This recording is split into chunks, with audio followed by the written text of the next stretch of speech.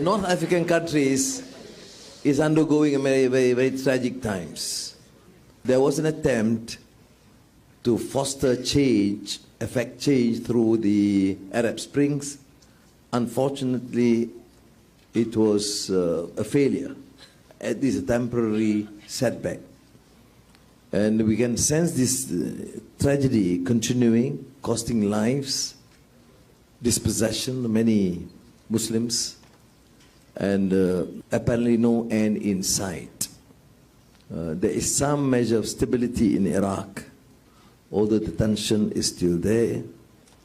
In Syria, it has cost hundreds and thousands of lives, and Bashar Assad is still in power. In Libya, Gaddafi was overthrown, but we are not able to forge a national unity government. In Egypt, Sisi has taken over, and unfortunately is clearly ruthless. 1,000 brothers and sisters of Ikhwan condemned to death. To me, unacceptable, untenable, and we just hope that there will be some change in the right direction. Your second question on the Palestinian issue. Yeah, it includes Yemen. Yemen is, of course, now a major tragedy because the bombing continue. The country is completely destroyed. All the institutions of governance, hospitals, schools, you will take billions to rebuild. And you are right, generally Muslim countries are muted. Nobody wants to wage war or even express their position vis-a-vis these countries. I mean, Tayyip Erdogan is probably one exception, the president of Turkey. He seems to have the courage. On the Palestinian issue, I think the Malaysian government, I mean, even before, to be fair, be it Mahathir or Najib, or I think consistently we have been quite strong in our support.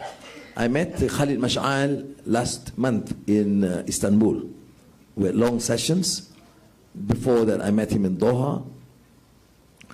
Palestinian case, as summarized by Edward Said, the great Palestinian scholar and political scientist, as politics of dispossession.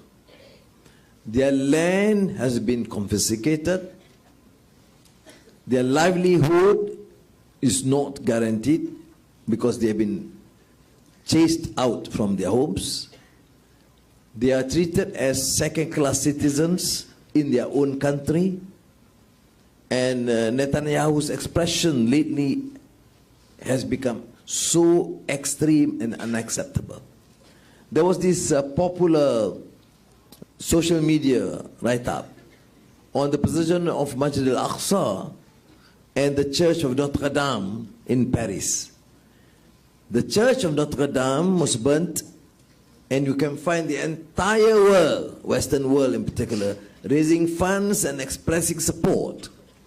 Bait al-Maqdis continued to be under siege by the Israeli aggressors, and not a word has been said by these foreign governments. Malaysia, Turkey, clearly, and Qatar have voiced their concern and support. So that is why our hope is, of course, the future, to do something more meaningful. So you answer a question about the reaction of Muslim countries. I mean, if Muslim countries is not democratic, they are not legitimate in the sense they don't represent the aspirations of their own people. They are grossly unjust and corrupt. Don't expect them to voice their concerns on behalf of the people.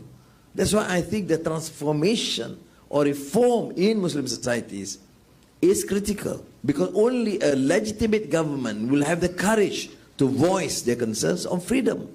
How do you expect some of the most corrupt governments in the Middle East to talk about freedom for the Palestinians where they don't have freedom in their own country?